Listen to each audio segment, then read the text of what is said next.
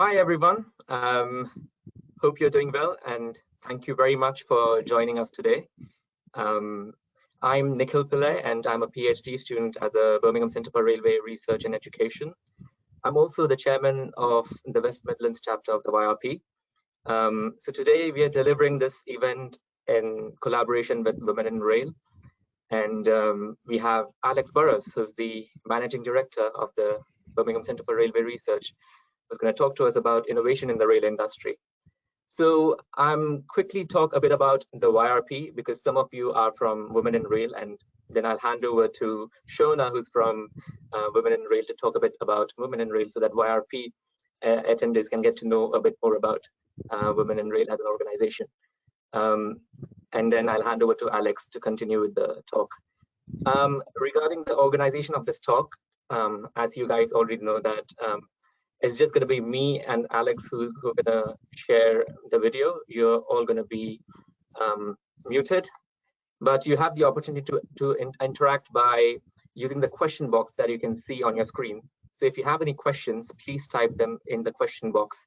And after Alex is done with his talk, I'll come back to that and ask Alex your questions. Okay.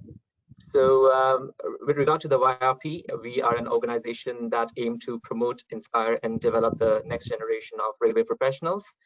We do this by organizing different networking and development events that caters to the entire rail industry. And yeah, today's talk is a part of that so that professionals from around the industry can get to know about different sectors in rail. So if you're someone who works for a TOC, then you can get to know about the infrastructure managers and so on and so forth. So yes, becoming a YRP member is free. So if you are a young career professional who wants to become a member of the YRP, please log on to our website and sign up to be a member, and you'll get to be a part of much more exciting things in the future. Okay, now I'll hand over to Shona so that she can introduce Women in Rail quickly. Over to you, Shona. Thank you. Hi, I'm Shona Clive. I'm chair of Women in Rail Scotland. So I'll speak slowly because I do have a Scottish accent, so you might not be able to understand me. I'm delighted to say it's beautiful weather in Scotland. It's been horrible, but it's lovely now. I'll keep this short. Women in Rail is a fabulous organisation that's been created, gosh, what's in its 6th year now? It was created to improve diversity across the rail sector and support women through their careers and encourage more women to join the sector to address the gender imbalance. I've been chair since 2018 and I love it. It's a great bunch of people. I think there's about 4,000 members just now. And if you haven't joined, it's really easy to join. It is free. You just go to the womeninrail.org website and there's a page that you can join and you get access to brilliant events like this that get arranged. There's a fantastic mentoring program, and there are things like the Women in Rail Awards where we celebrate brilliant people across the rail sector, not just women, men too. So I'd encourage you to have a good look and join if you can. In fact, please do join. We'd love to have more members and spread the word. So thank you very much. Thank you very much, Shona. Now over on to our speaker, Alex Burrows.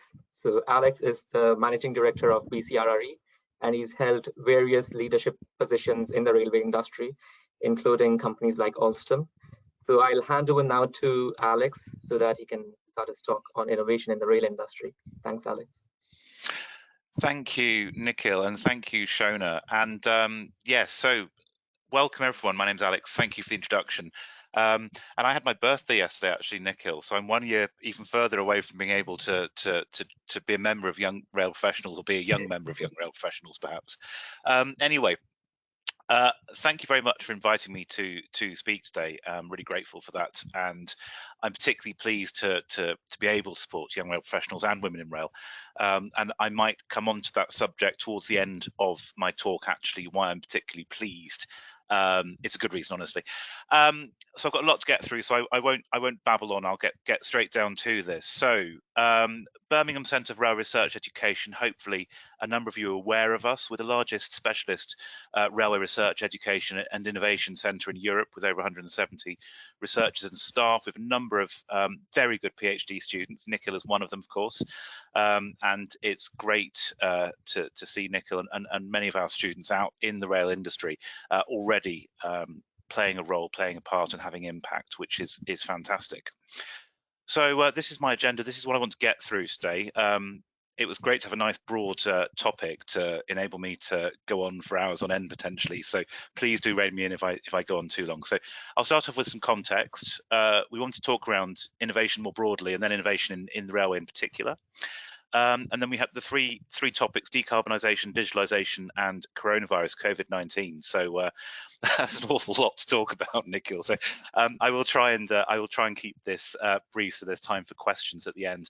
And obviously, I will finish on an optimistic note. So some context then. So innovation is talked about a lot. It's seen as either something that's very on trend, something very important, something very relevant, something cool and fancy and exciting. Or sometimes it's seen by the grumpy skeptics as a buzzword with that's actually meaningless. And the answer really is more towards the former, thank goodness, than the latter. So innovation is really around a new method, a new idea, or the use and application of those new ideas and methods. Around that as well then, so decarbonisation and digitalisation we're going to talk about as well, and I just want to get our agreed taxonomy out there from the start. Decarbonisation, reducing greenhouse gas emissions, in this context produced as a result of rail transport. And digitalisation is the use of new digital technologies to generate improvements and benefits, and in particular I would focus on not on converting something from an analog system to a set of zeros and ones, but actually thinking more broadly around what that will actually mean in terms of the service offering that you have, and you can imagine how relevant that is to rail. And I thought, given you've got University of Birmingham labels there, we do hypotheses. So these are the three I want to ground for us all to start with. So first hypothesis is that rail is a critical component part of a decarbonised transport network, and that's particularly relevant in the current time with coronavirus, of course. The urgent need to decarbonise to achieve net zero carbon puts the railway at a major advantage in delivering low carbon transport. Okay, so that's my first hypothesis. My second hypothesis is that the increasing penetration of digitalisation into products and processes brings huge opportunities. And I think you can all think of examples where digitalisation has transformed offerings, and you think of music, think of television, think of media broadly as a great example. The railway can benefit from digitalisation if it supports and focuses innovation efforts strategically on the outcomes it wants to achieve. And my third hypothesis is that the impact of COVID-19 on rail can still be determined by the actions taken now. And what I mean by that is that I think, and this is UK specific, I should emphasise, is that the impact of coronavirus on rail is unclear at the moment, because I think the decisions that are being taken and will be taken over the coming months are going to really set the tone of what happens. I think it will be negative if we don't encourage public transport and mitigate risk, but it should be positive, and it should be positive because of the previous two hypotheses, actually, that rail is a low carbon mass transit mode that can exploit technology effectively. Okay, so a bit around innovation then. So I want to talk around innovation, frame innovation as a process or a cycle, where you start off with fundamental research, your ideas, your initial thoughts, you know, the light bulb moment. If you look at that chart on the right, unhelpfully, we're going to start at the bottom and work our way up. So what we call technology readiness levels, which are a level you can pretty much assign to the development of an idea through the innovation process to actually becoming a physical deployment of that idea. So we have the area we'd call research, TRL levels 1 to 3 at the bottom in orange there. So basic principles observed, formulating a concept, and then developing, building your proof of concept to test it, to give it an outline idea of, could this actually be viable? You then move through the development phase, so the D in the R&D, 4 to 6 TRL levels, so validating your technology, and then providing a demonstration of it. And some of you may know about, a lot of you probably heard about us and our hydrogen train, but that's currently around TRL 6 to 7. We've demonstrated it on a test track. We're taking it out onto the main line, in fact, in the next few weeks, for testing in an operational environment. So that's where we hit TRL 7. And you'll see at the top there in the darker blue, the TRL level 7 to 9 around deployment. And that's really where you might, what you'd focus on around 6 to 8, say, is the actual innovation, traditional form of innovation, which is the application of research into the real world. So really, you can talk around the innovation process as going from the big ideas to rolling it out into the market, into the real world, to actually derive those benefits, to deliver those improvements and derive those benefits. And market entry, of course, is your objective with innovation, and obviously commercial success. So that's broadly how we could frame innovation. And then putting it in some context, I always see innovation from the supply side and the demand side. So from the supply side, we're talking around what we call a technology push, which is the idea, the actual tangible benefit that you're looking to generate. And that's really, from our side, we talk about the rail supply industry, so your manufacturers, your tier 1 contractors, those people, plus the innovators and us in the universities. And then from the demand side is what we call the market pull, and that's the need requirement. And for every great idea, if it's not needed, it's just not going to happen, is it? Quite simply. And from the demand side in the rail industry, we talk around government, we talk about TOCs and FOCs, train operators, freight operating companies, infrastructure managers, HS1, Transport for London, Crossrail, HS2, and of course customers, passengers. And so from an innovation perspective, I think it's really important we always focus both on the supply side of the idea and the demand side of the demand for that idea, and bring it into reality. And just moving that on a stage then, when we talk around the innovation process and looking at it from a supply and demand perspective, that idea is going to go through a lot of challenges and have to get over a number of barriers in order to go from great idea to great product or service on the market. And 4 of those biggest challenges are around funding, risk, procurement, and need. So paying for the idea to turn it into, develop it, the risk, and what I mean by this is the appetite for taking on the risk of investing resource, and that's financial resource, people resource, into making that idea happen. And there's also reputational risk in that as well, isn't there? It could be a great idea that could actually be the worst idea in the world, and you don't realise until you've embarrassed yourself. So there's a lot to unpack within that element of risk. From a procurement perspective, and these now focus on demand side, of course, the need has got to not just be an accepted need, but a need that is ready to go out to the market and buy a solution to it. And that need's got to be clearly defined. It's got to actually be able to say, right, this is what we want to achieve. This is the outcome we want to get to. And that's then got to marry up with your idea, with your innovation. And so the innovation process really captures a number of those technology readiness levels, but it should also include those barriers you have to hurdle along the way, both from the supply side and the demand side. So innovation in rail more specifically. So how can the rail industry actually support and enable innovation? We talk about an innovation culture in rail, and I'd certainly be interested to hear from you listening at the moment what your perceptions are of the rail industry's attitude to innovation and perceptions of innovation. But I think the most important thing is to remember why innovate? Why do we want to innovate? What are we actually looking to achieve? And what we're looking to achieve are outcomes. We're looking to get to a better place at the end of this. And what I'd like to think of as broadly covering most of the outcomes we're looking to achieve with innovation in the rail are these 5. It's around solving challenges. And challenge-led innovation is something I've certainly worked on for a number of years, and I think that's you're beginning to see more focus on that, which is actually to remind ourselves that if we want to supply innovation, if we want to develop innovation, then we must remember the demand side of the market pull for that as well.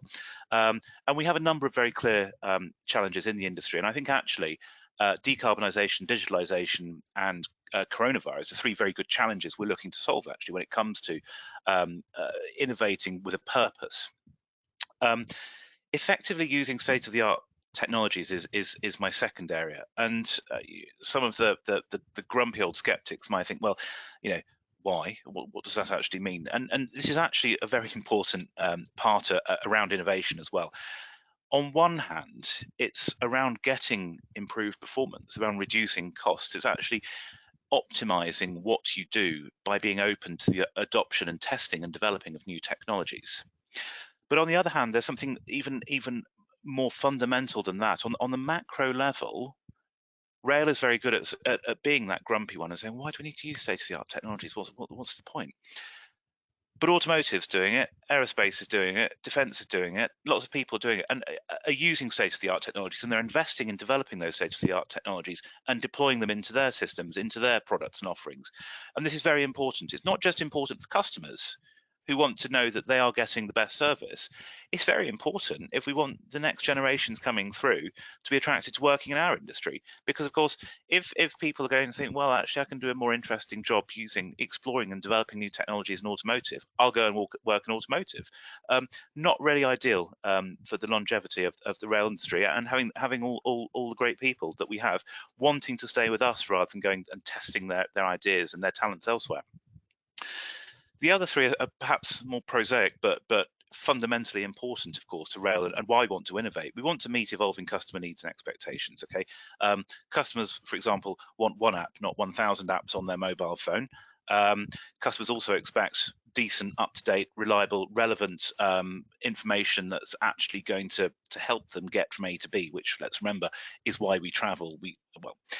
Some people do travel actually for the joy of being on a train, but on the whole, our customers are there to get somewhere without worrying about how. They just want it to be easy, simple, affordable, reliable. Reducing operating costs and increasing efficiency, along with improving performance, safety, capacity, reliability. These are the outcomes we want to achieve for a more efficient, more productive industry, and for reminding us actually the benefits of train travel from a customer perspective, and why we're in it to provide those train services, because it's a valuable form of transport, of mass transport, for getting people particularly into and between cities. So those are the outcomes we want to get to, and this is why we innovate. This is what we're looking to support. So within that group, within those packages, are really where the need is, where the demand is. Okay, and just give some context around innovation in rail. This was a recent innovation survey from the Rail Industry Association, which I found really interesting. In fact, it's possibly far too interesting, and I just wanted to pick out four questions and answers from it. So on this side, you can see the first two questions. Firstly, how important is it for the British rail industry to be innovative? And 84% said very important, and the other 16% said quite important. So I think there's a fairly clear demand for innovation in an abstract sense. Innovation is recognised as being necessary for the UK rail industry, so that's a good thing. Perhaps not so good on question two is how innovative do you believe the British railway industry is at present? And this was November 2019, as you can see. And it was rather unfortunate that no one said extremely innovative. 4% said very innovative, 46% quite innovative, and 47% hardly innovative, and 3% said not innovative at all. How terrible is that? We don't know who those 3% are yet, but we are still looking for them. In all seriousness, we aren't looking for them. That's a concern, but there's a real perception issue here. And to my mind, there is a gap between what we think we're capable of and what we're doing. And that gap, I think, is manifested quite clearly in the fact that the rail industry is innovative, to my mind, and I want to hopefully push that reasoning through in the next few minutes. But actually, we don't think we're as innovative as we really are.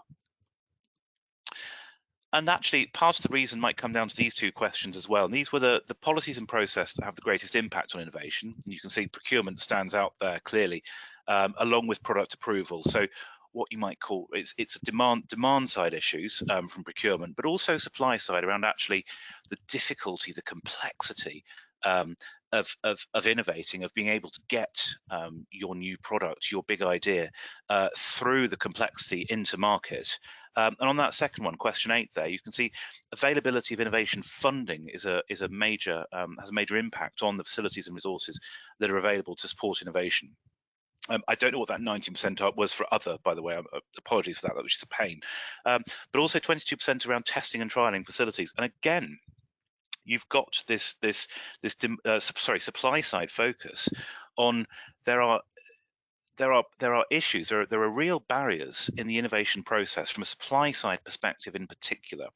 And what that indicates very strongly to me is that there is clearly latent supply of capability, of resource, of desire to innovate. And actually, it's the challenges, those barriers within the innovation process are causing us the problems in terms of getting that, not just taking innovation through market, but even perceiving us to be innovative. And I think what I draw from that, and I'll come on to this in a bit, is that the real problem is we aren't enabling, we aren't facilitating innovation. We know we should be, but somewhere along the line, we haven't actually got the processes and support mechanisms and barriers under control that are going to actually truly enable innovation. And to my mind, that sits somewhere around government, I'm afraid to say, but it's really around how the shape of the industry and the shape and role of the relevant actors in making it either easier or more difficult to innovate. And I fear at the moment there's a lean towards more difficult. So that's my context. Now we're going to hit the three challenges because these are big and there's a lot within them. So firstly, decarbonisation. Again, rather unfortunately, in 2016, transport became the largest emitting sector of greenhouse gas emissions in the UK. And as you can see, look, on that bar chart, you can see we've stayed fairly constant in terms of our greenhouse gas emissions over the last 30 years. But really, that energy sector did really good work, which is actually a really good thing, of course. Did fantastic work in decarbonising, and what you've seen is that they've really worked very hard in reduction on coal and oil and significant growth, particularly in renewables, clean renewables, offshore wind and solar in particular, a bit of hydro, a bit of onshore. But the share of electricity generation from renewable sources has significantly increased, and that has boosted energy's position in terms of emissions really healthily, to the point where they've pulled down to second highest emitter now, below transport. Now, of course, that has a really good, does actually have a good knock-on impact for the railway, which I'll come on to in a second, because of course it means that our electric trains are using relatively cleaner energy. So good news. Just to move on though, just a couple more charts. Sorry, you can see though, transport's bad when it comes to emissions, but rail is very good. Rail is very good indeed, and you can see the top left bar chart, rail just right there at the bottom underneath the bus, in terms of actual emissions being generated. Sorry. And just by mode, the bar charts 1990 and 2018 comparatively, rail doesn't even feature. We're stuck in the other, that grey section, rather than being split out, because we are a small emitter, which is obviously pleasing, but it means there's always more we can do in that front. And just a reminder, actually, in terms of the modal share, and these figures are just for England from 2018, the railway, 2% of journeys in the UK, sorry, in England, were undertaken by rail. But 9% of the distance travelled was by rail. So we are a longer distance journeys, predominantly taken by rail, which is a good thing when you set it against the share of emissions that we have, which is around the 2% mark. So we're about right for number of trips, but actually distance-wise, we are low carbon, and that's a really important point. So when it comes to delivering decarbonisation, it's around what can rail do? Where do we want to innovate? We want to supply more capacity. Okay, that's the aim of the railway. We take cars, passenger cars, and we take freight goods off the roads. We put them on rail. Rail is a low carbon solution for transport, only emitting less than 2%. And we can carry large volumes, and strategically we're very important because we have the access into cities. We can put large numbers of people, large numbers of freight into cities and urban areas cleanly, reliably, sustainably. In terms of innovating, though, we need to focus on split it out perhaps into rolling stock and infrastructure. So for rolling stock side, there is obviously a lot of focus around the decarbonisation of rolling stock. Obviously, electrification is a very clean way of delivering clean tractive power. We're only 38% electrified across our UK network, and that covers 60–70% of passenger journeys, which is fantastic. But it means we still have lots of emitting diesels at the moment on the network, although we have the option to develop and deliver hydrogen and battery trains onto the UK network to replace diesel trains more quickly, recognising that the chances of us wiring the whole network in the next 30 years it's not impossible, but it's highly unlikely, and I wouldn't want to be giving any promises to anyone that you'd have the whole railway network in the UK wired by 2050, if ever. So we should be looking at other sources of clean electric traction. And so hydrogen and battery are going to be relevant, and I suspect in the next few weeks we will hear from the Department for Transport and from Network Rail more news from them on this subject and how we are going to electrify, and I mean electrify as in overhead line equipment and self-propelled electric trains when it comes to the future for decarbonising the railway. Now, also around infrastructure, and this is a part that perhaps is ignored or forgotten about, is the embedded carbon values within the development and delivery of railway infrastructure, your concrete sleepers, all of your equipment, your ongoing maintenance, yellow plants, of course, diesel as well. So all of that needs to be electrified to support the delivery and ongoing maintenance of infrastructure as well. And it's really important when we talk about decarbonising the railway that we have our story straight, that we aren't just looking at the trains, at the rolling stock side, that we are looking at designing sustainable infrastructure for the railway as well, the design, the materials used, and the ongoing maintenance.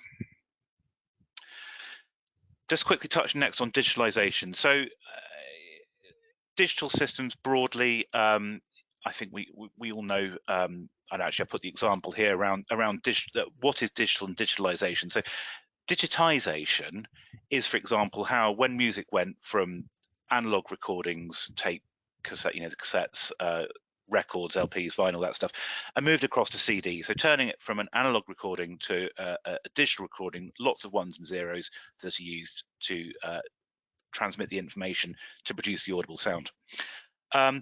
And it's really not around, I'm going to go bottom up on this slide, apologies. Digitalization isn't just around focusing on making an analog thing digital. It's around the actual broader offering, how you develop a business model for the digitalized offering, and what that actually means in terms of being more creative, innovating with how those services can be paid for. And you can see here that the move from CD, we had our iPods in whenever that was. I think I can see the Killers on there. Look, Day and Age. That was about 2009, I think. Great album as well. But then I'm showing my age, aren't I? So we moved from CDs to iPods, and that was still about owning your own music and somewhere to store it. But what digitalization then did is it offers a different model, a different service model for how you buy and consume that music. And so certainly, if I wasn't presenting this to young rail professionals, but to all the old crusties, they'd be like, what the hell is that? That of course is Spotify, and that is your subscription service for streaming music. And quite simply, the digitalization opportunity for rail is around how we develop these new technologies and how we deploy them onto the railway and provide them in such a way that we can do more interesting things around how these services are bought, how they're consumed, how they're paid for, how we can make it affordable to improve and develop services. So the innovation when it comes to digitalization is both relevant to the technology we use and to the business model we use to provide those services. And so here I've got at the top four rapidly developing technologies that are going to be transforming, already are transforming the railway as we know it. I won't go into too much detail on each of them. Internet of Things, essentially imagine devices that can speak to themselves, not in an automated way, not in a sentient way either, but that they can inform each other using information that when transmitted allows a decision making to happen within the devices rather than needing a human intervention. Cloud computing, this is very much around big storage of information, and why this is relevant is of course the amount of data we're generating from our trains. It creates huge amounts of data which has huge amounts of information in, but we have to capture all of that information and be able to hold on to it and then be able to process it in order to create the value from it. And in tandem with big data analytics, we then have the power to process that data, that information, and turn it into knowledge. So we use the power of cloud computing with the power of analytics to be able to process these vast amounts of information, creating knowledge from it that then allows us to develop services that can provide real benefit to operators and to passengers. And we could think of some examples around that. For example, there are a number of clever services popping up whereby through an app or actually through WhatsApp, you can get up-to-date information, not just on a pre-planned journey, but actually on what your alternatives are. Be they due to cancellations or be they due to hot weather and not wanting to cycle, so instead jumping on a bus somewhere. Sorry, I should be talking about trains, carry on. Automation and robotics, fourth technology, and I should say all of these. We are at BCRRE very focused in this area because digital systems is one of our specialist areas. Automation and robotics is a major opportunity for the railway. I'm often told I should be thinking more around how we could clean trains using robots. And I always want to think around robots doing far more cool things, but actually that is precisely the point. It's around creating those operating efficiencies that allow the railway to run a better, more reliable, more affordable service. And that's what we should be focused on. So those are the four big technologies that are coming. And I'm really pleased to say that they've all motivated significant R&D activity, R&D spend, and our R&D research and development activity across original equipment manufacturers, your big train manufacturers, Siemens, Alstom, Bombardier, Hitachi, through SMEs, your small to medium-sized enterprises, through us in the universities, in Birmingham in particular, of course, and through startups as well. So a number of startups who come with technological expertise and who are looking for a relevant area, relevant industry where this technology could be used to create real difference. And I'm really pleased we at BCRRE, we work very hard to attract these startups to come and collaborate with us, and we provide them with that help, that domain knowledge and expertise, and the academic expertise to support their ideas and to help them work through that innovation process to turn their ideas into hopefully successful products. Just talking a bit around digitalisation, I like to think of it. I don't know if this is coming from a legal background or something. I mean, it's not an adversarial approach necessarily, but see things in two sides. And so on the operations side, we have the digitalisation is going to be providing connected railways, whereas from a customer facing side, we're talking around connected passengers. And so from an operator side, what the big change is, we're moving from reactive to predictive. And what I mean by that, a really good example is where in a previous life, we would be a company I used to work for. We would be looking at trains. I wouldn't be looking at trains. Colleagues would be looking at trains for maintenance and service.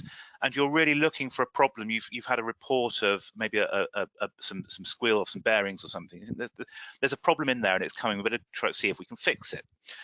What we can do now with sensors, with data, and being able to capture that data in real time and to be able to process it so we can understand what the data is telling us and generate a solution, is that we can address problems before they actually cause an issue. And by an issue, I mean a train having to be taken out of service because it's failed. So more reliable trains, more reliable services, hopefully better provision for the passenger.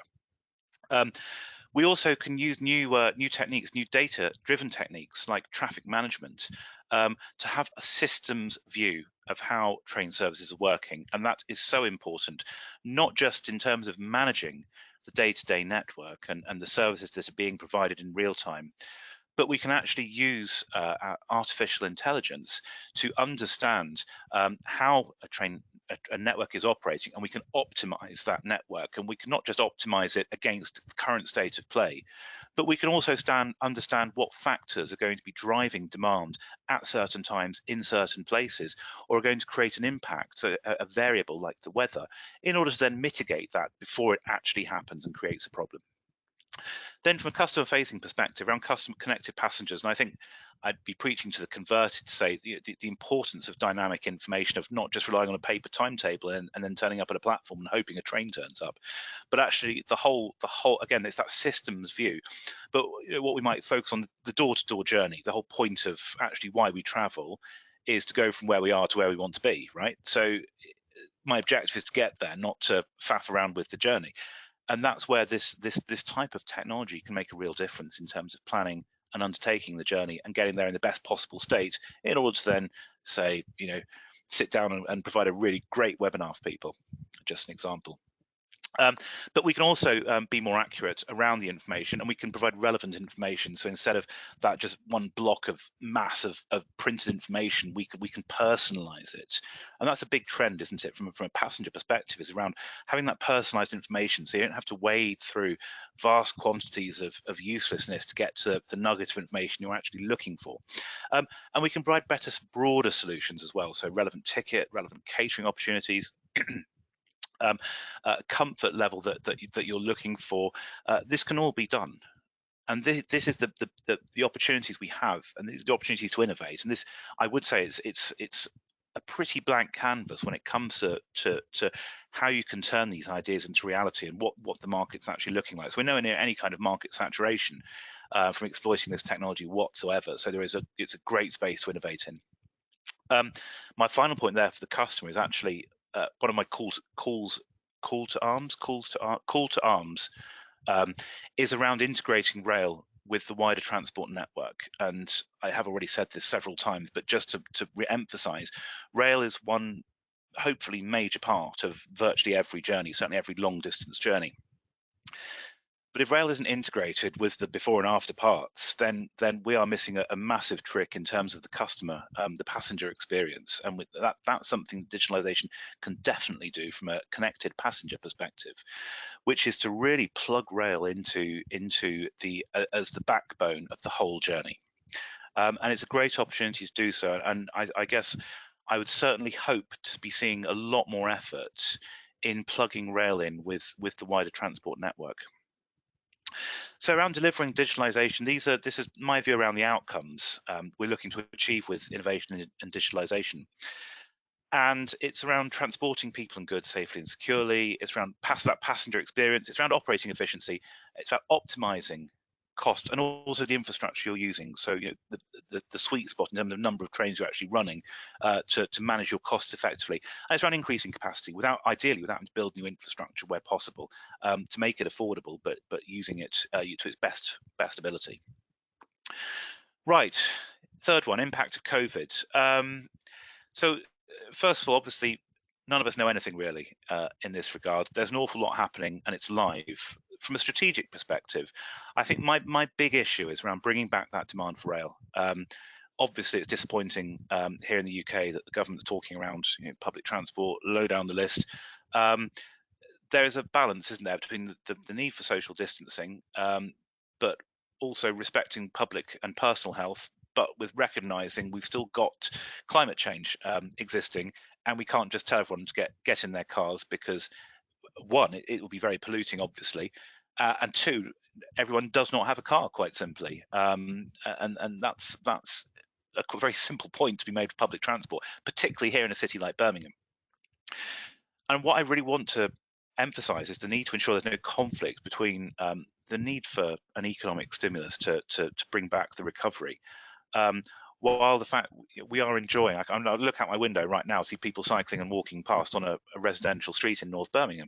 We've had major benefits from a lockdown in terms of the reduction in car transport, but we are watching car use going up every day now, and that would be a huge shame, and it would be a missed trick for rail in particular if we weren't to focus ourselves on how we might mitigate the risks so that we can bring rail capacity back safely for passengers and prevent that need for gridlock on the roads to ensue. And quite simply, cities and towns rely on public transport. Cars plus active travel, micromobility, e-scooters, bikes, they're not sufficient of moving the numbers of people around that exist that require public transport to get to and from work every day, as one example. So public transport has got a role and will have a role after COVID, and we've got to make sure that role is bigger than ever when we focus our minds once again, hopefully, on the particularly massive long-term issue of climate change. And it's a practical one to me, because rail has real benefits in terms of we can actually develop and implement innovation rapidly and roll it out onto trains. We have the ability to do that, and we have the opportunities in terms of we can mitigate the risks to public health in order to provide, hopefully, risk mitigation, more satisfied customers, that we have the means to support them to come back onto the train without being terrified that they're walking into a corona trap. We can mess around with the layouts of trains, we can mess around with the layouts of stations, we can make space for people. And we can develop technologies that can support public health. And some obvious examples, we could do track and tracing on trains. For example, you're pushed to a metal box. We can work out who's there, who's been there, and do tracing if it's then alerted that there's been a corona carrier.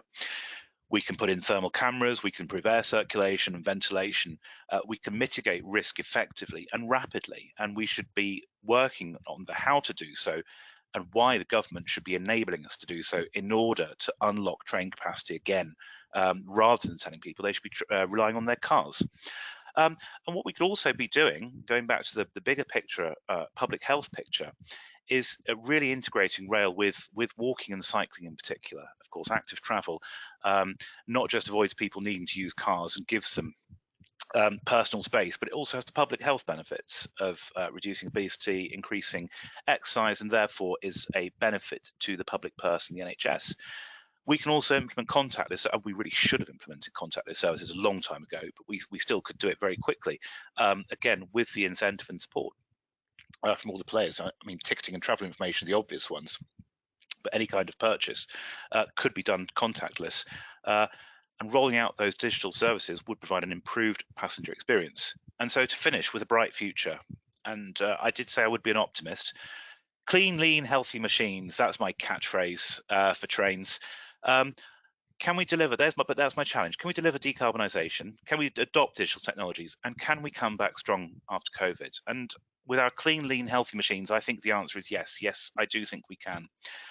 But we need to focus on how we're going to do that. And for me, the buzzword of collaboration is very good, but we need that openness to innovation, which I mentioned earlier as a learning from that industry survey, is we need to focus on a better, more pragmatic understanding of risk and need, and understand how we're going to adapt to that. So rail is very good, I think. We sit back, we think we're doing well. A new technology comes along, and we kind of miss a trick really in how it emerges. And then suddenly we're like, oh no, we've got to address this. And cybersecurity is a very good current example of that, where the rail industry needs to build in very strong cybersecurity protocols. How are we going to adopt digital technology safely and securely in order to exploit them to benefit the industry, while at the same time respecting the requirements of safety, privacy, and so on. And a big part for me is around this evolving technology. Technology is developing fast, and we, instead of taking a very dogmatic approach to risk of saying, actually, these are the standards, this is the regulatory environment, very rigid, we need to be far more flexible and far more pragmatic so that we can actually build in the ability to adapt to technology as it develops. And there's a very pithy phrase: build in flexibility today to leverage the technology of tomorrow. And I won't take the credit for that. It's a very good phrase, but it's from one of my colleagues, and he said it to me, and I said I'm putting that straight into a presentation and keeping it forever. So there you go, that'll teach him. How could we do it? So how can we embed this innovation? It's really around, we need to shape the priorities and parameters of decision makers, particularly, but not only in government. It goes all the way up the chain in the rail industry itself as well. And really understanding that the innovation provides real benefits, and it can certainly be a real pathfinder in terms of how the railway can become more adaptable and flexible in itself, as well as adapting and flexing to new environments like the post-corona world. We also need to very clearly state the case of how we support all three of the major policy objectives: economic policy objectives, environmental policy objectives, social policy objectives, and rail's inherent benefits can support and directly, positively support all three of those policy objectives. I think we also need to make very clear that we should be seeing transport as a system of systems, and so they all interact, they all have multiple interfaces, and they're all related.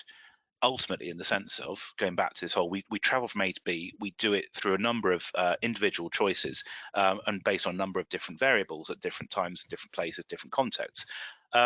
We need to be better at understanding how rail can fit into that, how rail should fit into that, and how we could shape that system of systems so that rail is a major player. Like I say, as the backbone of most journeys, particularly most long-term journeys. And the final point I want to make, and I'm pretty sure this is my final slide, if not, I'll have to carry on afterwards, but the final point I want to make goes back to what I said at the start, which I'm really pleased to be able to talk to young rail professionals, women in rail. To my mind, there is a massive issue, deep set within the rail industry. And I was reminded, I was reading an academic paper from 1970, and I can hear two jaws drop, two of my colleagues who are listening to this. And it was around why the UK railway was so slow to move away from steam trains to diesel and electric trains in the between World War I and World War II, the 1920s, 1930s, but through the 1940s, 1950s into the 1960s. And one of the major reasons was it was a clubby atmosphere, and people knew what they liked and liked what they knew. And the rail to this day, the rail industry is still like that. We have a fundamental cultural issue and a mindset issue. Okay, we don't have a diverse workforce, and we desperately need one, and we definitely do if we want to see it become more innovative as well. Part one. Part two, the mindset is fixed. We have an industry where the vast majority of influential people have a certain way of seeing the world, and I'm probably going to get clubbed to death for saying all of this, so goodbye. We need that plurality of thought, plurality of vision, plurality of ideas when it comes to planning, designing the railway, and not just saying no to stuff because we don't understand it, the decision makers don't understand it, doesn't mean it's a bad thing, doesn't mean it's wrong. But there seems to be this ability for a groupthink to have taken hold at the top that says the railway can only go in this direction. That might be something to do with permanent way, of course, so that's a metaphor. The railway can only develop in this way, that's it. And that's not it, quite simply. And therefore, we need a lot more plurality of thought and diversity of workforce to make it a more open, a more engaged, a more welcoming and a more innovative industry. And so that's my killer endpoint, and it really is my killer endpoint. Thank you very much, Nicole. I'm going to shut up and you can take over now. Thank you, everyone.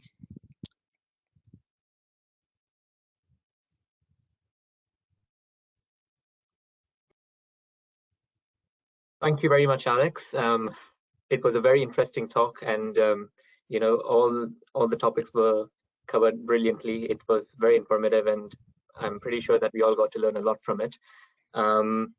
We've got a few questions already from some of our members. So I'll start off by asking, first of all, my own question, which is, what is the best way of implementing academic research in the market? So what are the challenges associated with taking academic research into the industry? That's a great topical question for us, Nicole, that's for sure. So academic research, fundamentally, it's there to help. It's there to provide the backbone of ideas and turning ideas into product, services, solutions.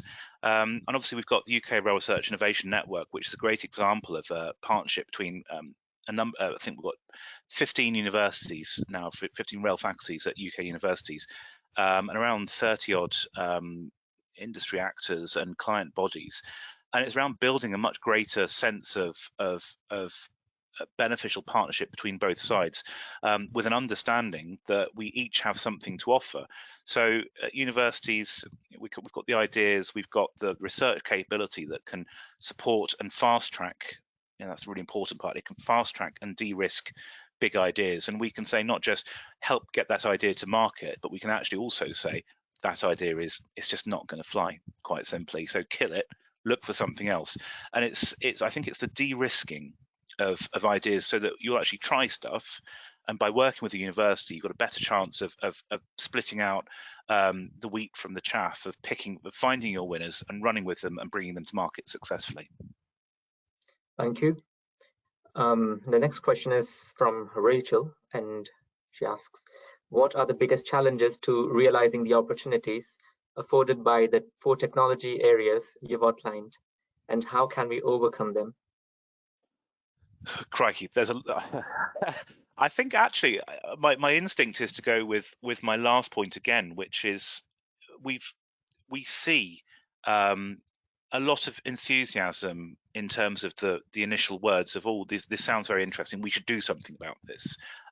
It's something that the government gets accused of a lot, and I think big companies can quite often get the same, which is this is a new technology, other industries are doing it, therefore we should, without any idea really as to, okay, well, what are the benefits we could get from this? What are the outcomes we're trying to achieve? And I think there's perhaps a soft part of the role for universities and research institutes is to be working with the industry at an earlier stage to have a better understanding of what these technologies actually mean and what they could actually do for the railway. What are the potential applications?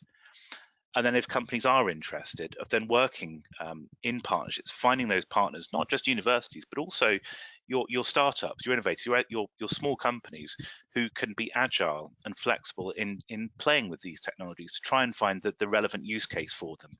And to my mind, there isn't really a sense of order when it comes to a true understanding of what the technology is, what the opportunity might be, then finding out what the use case is going to be for that technology, and then developing an effective translation of that technology aimed at that specific use case and implementing it.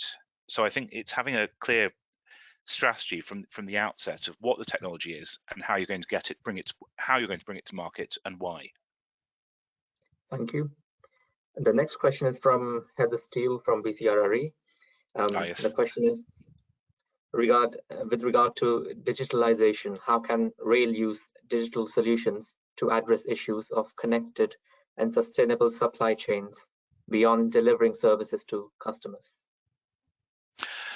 Yes, and well, that is a very good question. That's something we've been doing work on at the university when it comes to supporting not just the better railway, but actually how it can improve the productivity of the rail industry as well. And this is some work we've been doing as part of the rail supply group, which is how can we boost the productivity and efficiency of the rail industry, because relatively our industry is productive, but it's not as productive as other technology-rich, research-rich sectors, and we do need to improve that. And I think there is a role for universities in that regard, in helping businesses and helping supply chains to understand how we could apply technologies.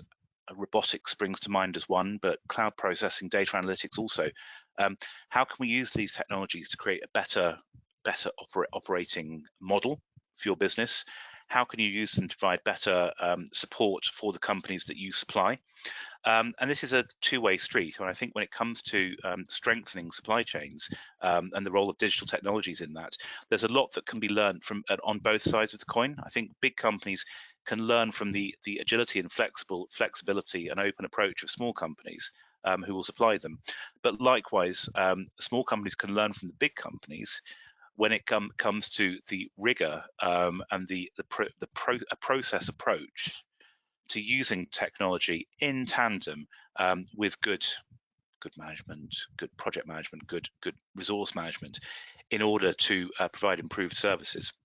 Because fundamentally, I suppose it comes down to one point, which is the rail supply industry is here to serve, support, and deliver an effective, efficient, reliable railway. And digital technologies are going to have a role in each of those parts to improve the railway. Thank you. That brings us on to our next question related to infrastructure funding and digitalization funding. It's a question by Miotrak Vidakovic. The question is, do you think infrastructure managers and TOCs are planning to increase their budgets for more digitalization in rail? Well, that's a great question, and obviously someone was paying attention to my plea to consider, if we're doing innovation, look at the demand side as well. And the good news is quite simply, yes, there is definitely increased focus from the demand side, from infrastructure managers, from client bodies, from governments, investing in digital solutions, and the UK is a great example. We've of course seen in control period 6, so that's the settlement for Network Rail for 2019 to 24, £245 million invested in the research and development programme for Network Rail, which is a vast amount by comparison to previous settlements. A massive chunk of that is focused on digital technologies and digital techniques, processes and solutions that are going to improve the efficiency and reliability of Network Rail's assets, various asset classes across their infrastructure. So from the UK, yes, immediately Network Rail are investing. We know that other infrastructure projects, not just HS2, but overseas, places like Rail Baltica, we know that SNCF with their TGV network are looking at the development of digital technologies that will provide a more reliable railway, improved capacity, improved signalling, traffic management, all of those kinds of things. It's happening. And one other thing, the sector deal, the UK sector deal, an agreement between the UK government and the rail industry focused on digitalisation as the main theme. So we know that there is full recognition in government and industry that digital solutions can help us to provide a more efficient, more reliable railway. Thank you. The next question is by Tim Milford, and the question is, to what extent is the rail industry risk averse, and does this act as a blocker for innovation? Lots and yes.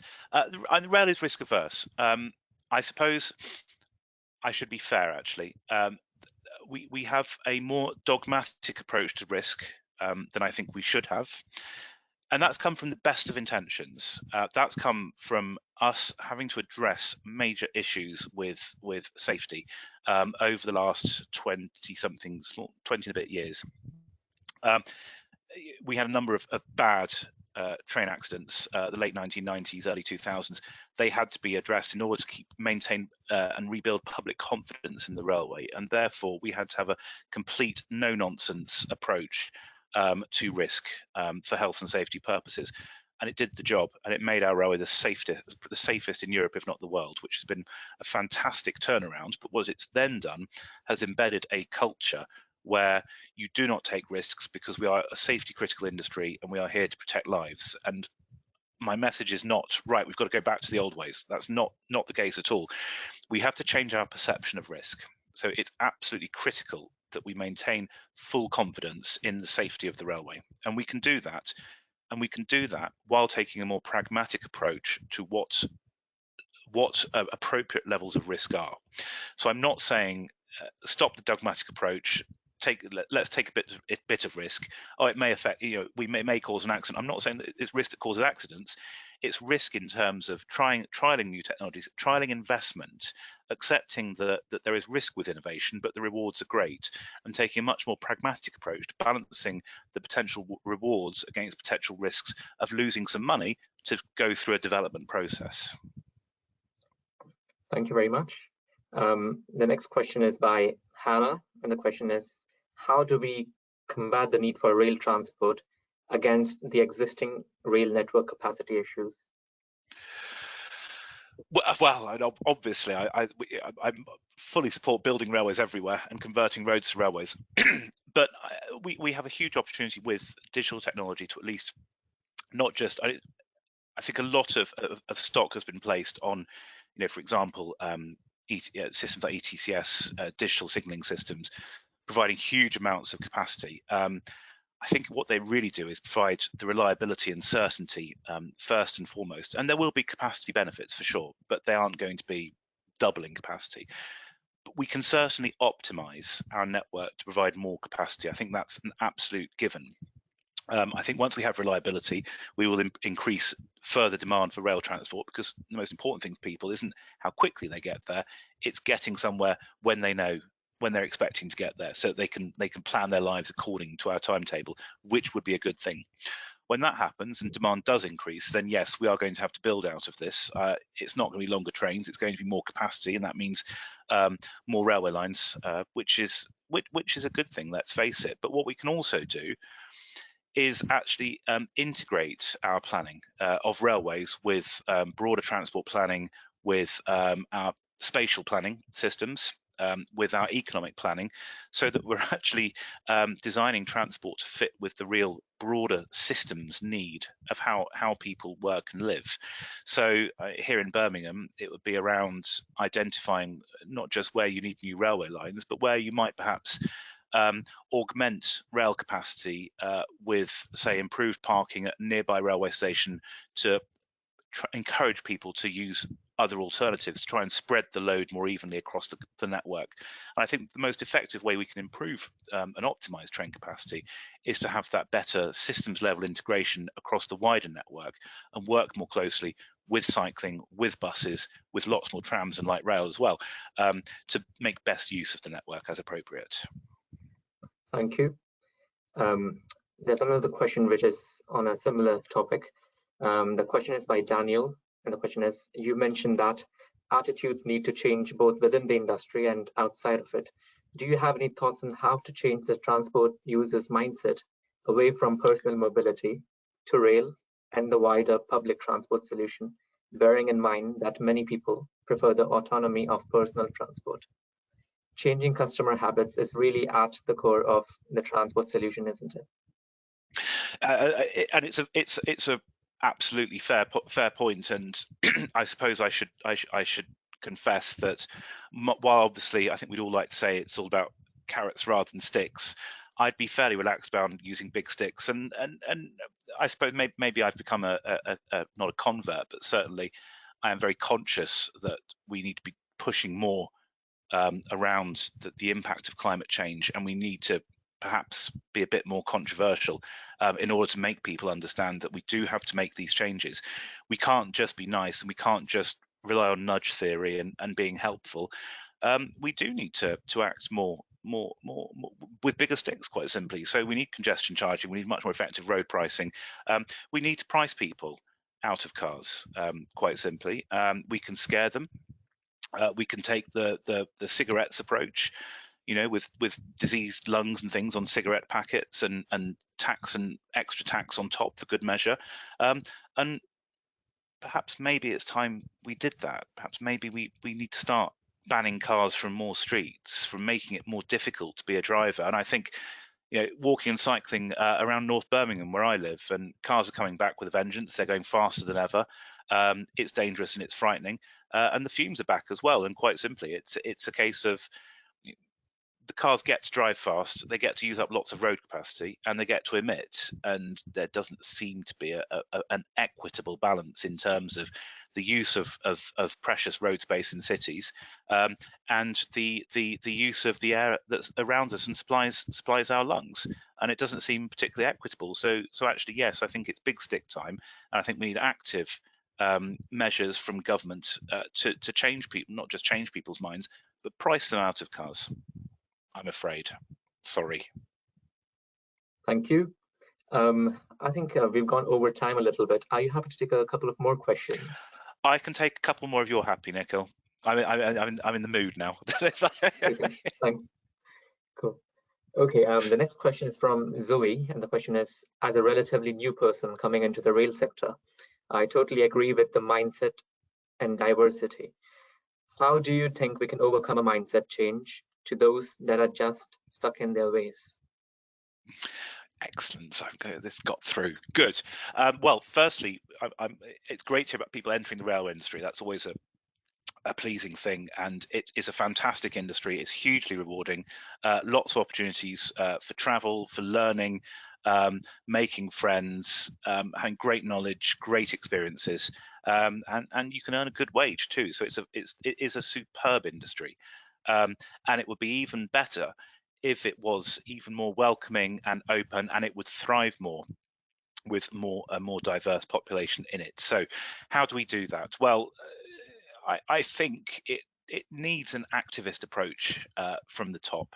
I think there are, I've seen occasions where, you know, if you don't say the right thing, and I have suffered for saying my mind and it not fitting in with the perceived wisdom of the context and therefore suffering as a result of it. And I'm afraid if I can get pushed out like that, then it's probably even easier for other people to also suffer that experience as well. And the railway is going to have to address this groupthink. I think it's quite simply a case for a number of leaders and influencers and seniors need to take a stand. I think quite simply, I just don't know any other way. It needs people to take personal responsibility and to use their position to advance the greater good. It's as simple as that, Nicole. And Zoe, sorry. I think that's what we have to do. We have a duty. Those of us who are a bit older and who can give a voice and try and push that, we should all be doing that, and we should all be doing it far more. Thank you very much. The next question is from Shona, and the question is, I completely agree with your final words on creating a more diverse workforce. How do you think we can attract a more diverse workforce into the rail sector in terms of recruitment? And that's a really good point, and it's the flip side of the coin, isn't it? We are going to be, to attract a diverse workforce, we need to look like a diverse workforce and look like we want a diverse workforce, quite simply. So we need a workforce that reflects the people it serves, the communities we serve. We need to make the change in the industry, like a number of other institutions and industries have done. We need to be going out as universities. We go out to try and recruit students from everywhere. From all communities, all sectors, all countries, and we have a diverse group of students.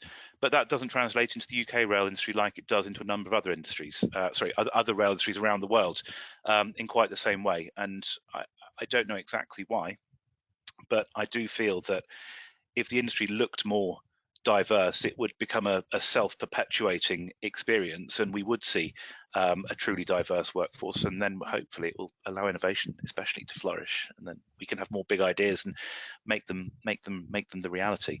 From a recruitment perspective, I think there are some systemic issues around engineering more broadly. I think there is something around primary secondary education that people children get put off engineering, and rail just doesn't even go look in, full stop. And it's certainly perceived as perhaps a traditional heavy engineering type of industry, rather than a technology and research rich engineering industry, which is hugely exciting and far better than gaming software and all that kind of boring stuff. Who wouldn't rather play with trains? Come on, seriously? True. Thank you. Okay, so one last question on COVID-19. The question from Fabey.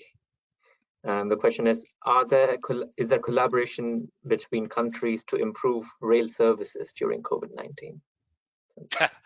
I can't speak. There is, I'm aware, we have relationship as the UK rail cluster. We have relationship with other rail clusters around Europe. And I know that countries in Western, Central, Eastern Europe mainland are working collaboratively to reopen, especially the cross-international services. I know Austria have reopened services with Germany, France, Switzerland and Italy and Croatia just recently. I know France, Spain have reopened the high-speed line with services Paris-Barcelona each way, both national operators. From a UK perspective, it wouldn't surprise me if we were a little behind the curve on that, unfortunately. Yeah, I'm afraid. Okay. Can we have something optimistic to end on rather than that? I feel really, I'm really down now.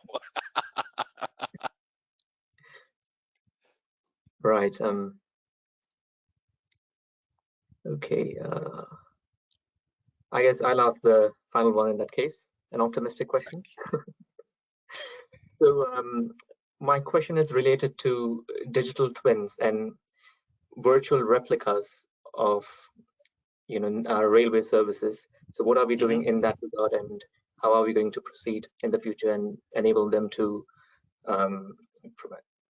implement them in predictive maintenance, traffic management, etc. So how is it going to look like in the Well, I tell you what, I'll be particularly optimistic and say hopefully some bright young sparks on our PhD students might grab the opportunity and turn it into a reality with some excellent ideas and excellent work.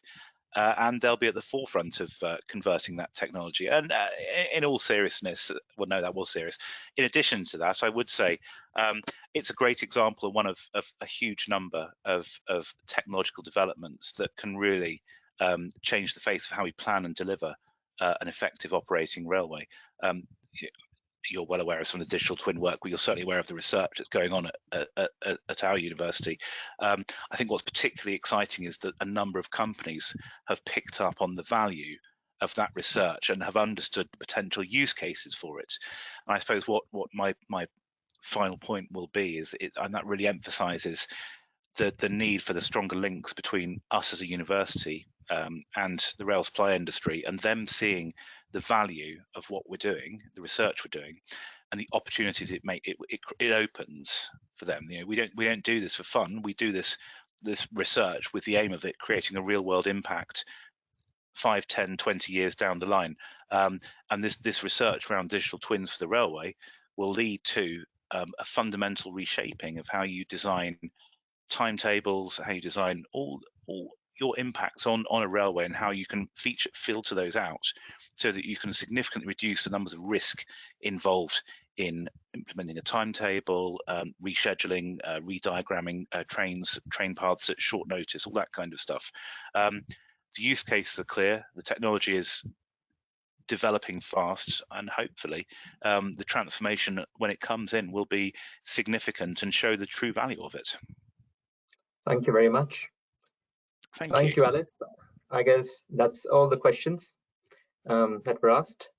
And thank you everyone for joining us today. I see a lot of thank you in the comment section now. So everyone's very happy to attend the talk and they got to learn a lot. So thank you everyone. Thank you, Alex. And we'll see you in the next talk soon. Thanks.